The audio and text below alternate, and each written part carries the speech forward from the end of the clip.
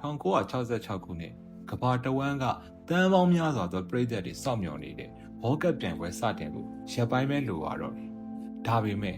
ဘယ်သူမှမထင်မှတ်ထားတဲ့ဖြစ်ရပ်တစ်ခုဖြစ်ပွားခဲ့ပါတယ်။ဝေါ်ကပ်ချန်ပီယံအသင်းကိုပေးရမယ်အဖိုးတန်တဲ့ Juice Remy စုဖလားကိုလုံခြုံရေးတင်းကျပ်တဲ့ပြတိုက်တွေကနေရုတ်တရက်ပြောဆုံးသွားခဲ့ပါတယ်။ဘသူခိုးသွားတာလဲ။ပြီးတော့ဒီဖလားကိုဘယ်လိုပြန်ရှာတွေ့ခဲ့တာလဲ။အဲဒီခေတ်ကဝေါ်ကပ်ဝင်တာတွေရရှိတဲ့ဖလားဟာဒီနေ့မြင်နေရတဲ့ FIFA World Cup ဖလားလို့မဟုတ်ပါဘူး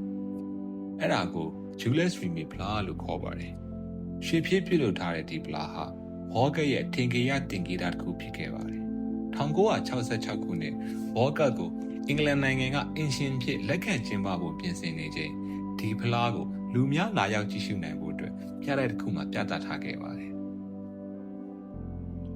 မတ်လ20ရက်နေ့1966ခုနှစ်မှာလုံခြုံရေးဝန်ထမ်းတွေစစ်ဆေးနေတဲ့အချိန်မှာဖလားကပျောက်ဆုံးနေခဲ့ပါတယ်။ပြတိုက်ကိုပေါက်တွင်းဝင်ရောက်ခဲ့တဲ့တကူဟာမှန်ဘီရိုကိုဖွင့်ပြီးဒီဖလားကိုယူဆောင်သွားခဲ့ပါတယ်။ဒီသတင်းဟာနိုင်ပိုင်းအတွင်းမှာကမ္ဘာတဝန်းပြန့်နှံ့သွားပြီးဝေါ်ကပ်မစခင်မှာပဲအကြီးမားဆုံး mystery တစ်ခုဖြစ်လာခဲ့ပါတယ်။ရဲတပ်ဖွဲ့ကနိုင်ငံတဝန်းစုံစမ်းခဲ့ပေမဲ့ဖလားရဲ့တဲလွန်စာကိုမတွေ့ခဲ့ရပါဘူး။ဒါပေမဲ့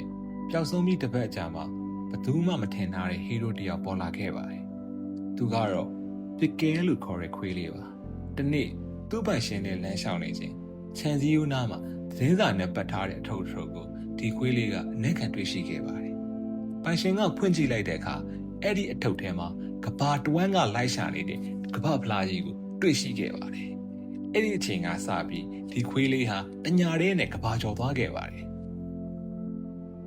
ဖလားကိုတော့ပြန်ရခဲ့ပြီမယ်ခုံးမှုရဲ့နောက်ွယ်ကအမှန်တရားကိုခုထိမရှင်းလင်းသေးပါဘူး။ရဲတပ်ဖွဲ့ကတန်တရားရှိသူတချို့ကိုဖမ်းဆီးထားခဲ့ပြီမယ်ဖလားကိုတကယ်ခိုးယူသူကဘယ်သူလဲဆိုတာတိတိကျကျဖော်ထုတ်နိုင်ခဲ့ပါ။ဒါကြောင့်ဒီကဘာဖလားခိုးမှုဟာ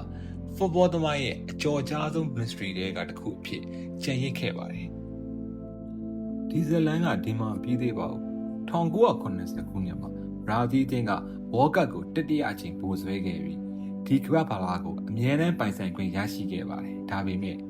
1983ခုနှစ်မှာဒီဖလားဟာဘရာဇီးမှာထပ်မံခိုးယူခံရပြီးဒီတစ်ချိန်မှာတော့ဘယ်တော့မှပြန်မတွေ့တော့ပါဘူး။သူတေသနာအချို့ကဒီဖလားကိုအရေးကြိုးဖြတ်စည်းပစ်လိုက်ပြီလို့ပဲယူဆကြပါတယ်။ဒါပေမဲ့အတီးပြုတ်နိုင်တဲ့သက်သေတော့မရှိပါဘူး။ဝေါ်ကပ်ဟာဘောလုံးပြိုင်ပွဲတစ်ခုတည်းမဟုတ်ပါဘူး။တခါတရံတိုင်ပွဲထက်တောင်ပိုစိတ်ဝင်စားဖို့ကောင်းတဲ့နောက်ွယ်ကဇလန်းတွေရှိနေပါတယ်။ Juice Remy Trophy ခိုးမှုကလည်း football သမိုင်းမှာယနေ့ထိမေ့နိုင်သေးတဲ့ mystery တစ်ခုတွေဖြစ်နေသေးပါ။ဒီလို football documentary နဲ့ mystery video တွေကိုကြိုက်နေတဲ့ရင် Han Johnny ကို subscribe လုပ်ပြီးတော့နောက်ဗီဒီယိုတွေမှာလည်းအတူလေ့လာသွားကြရအောင်